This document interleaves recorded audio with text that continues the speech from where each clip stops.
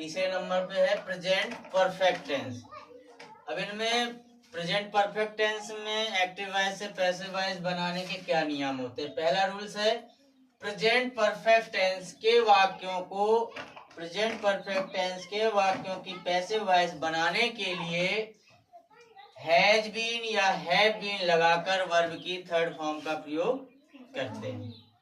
समझ रहे हो ना। अगर प्रेजेंट परफेक्ट टेंस की अगर हम पैसिव वॉइस बनाएंगे, ठीक है ना, तो एक साधारण वाक्य की बात बता रहा हूं कि अगर साधारण वाक्य की passive voice present perfect tense में बनानी है तो हैज या हैज बीन या हैव बीन लगाकर वर्ब की क्या करते हैं, थर्ड फॉर्म का प्रयोग करते हैं। Example, he has eaten a Apple. He has eaten a Apple, उसने एक सेब खा लिया है। ठीक है ना, ये सिंपल वाक्य है, असर्टिव सेंटेंस है।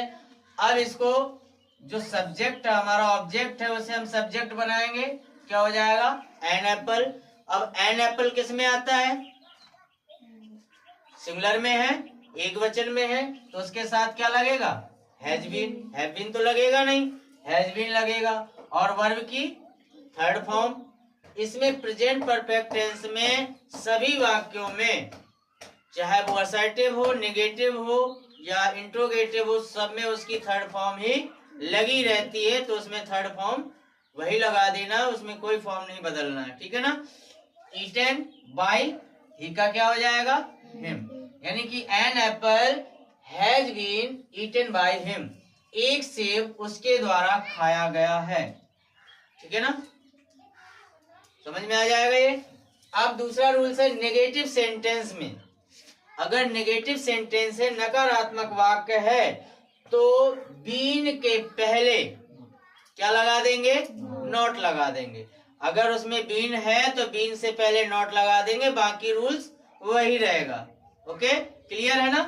तो एग्जाम्पल है, I have not written a letter. I have not written a letter, मैंने एक पत्र नहीं लिखा है। नेगेटिव सेंटेंस है।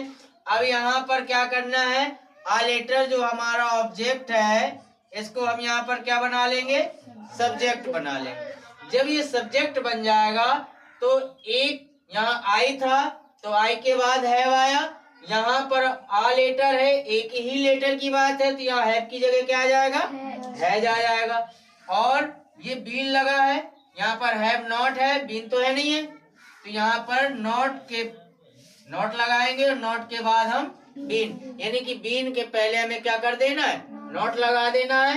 रिटन थर्ड फॉर्म है बाई, आई का क्या हो जाएगा, मी। यानी कि a letter has not been written by me, एक पत्र मेरे द्वारा नहीं लिखा गया है। ठीक है ना।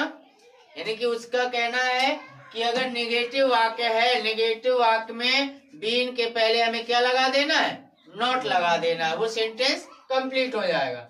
अब तीसरा रूल्स है, यदि इंट्रोगेटिव सेंटेंस में वाक्य के पहले हैज या हैव हो, ठीक है ना, तो पैसिव वॉइस में पहले हैज या हैव लगाते हैं। ठीक है ना, फिर सब्जेक्ट और उसके बाद बीन लगाकर वर्ब की थर्ड फॉर्म का प्रयोग कर देते हैं। कब कर देते हैं, जब वाक्य के पहले हैज या हैव हो।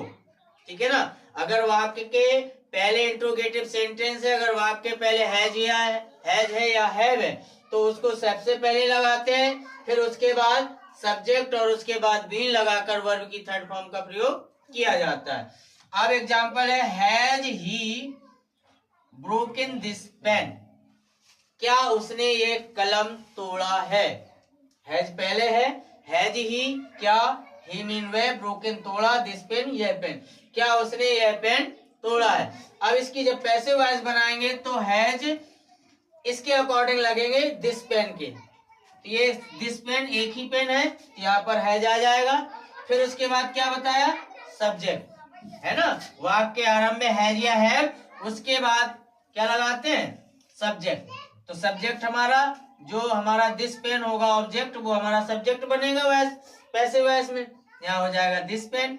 अब इसके बाद बीन लगाएंगे, ब्रोकन बाय ही का हिम, यानी कि has this pen been broken by him, यानी कि क्या यह कलम उसके द्वारा तोड़ा गया है।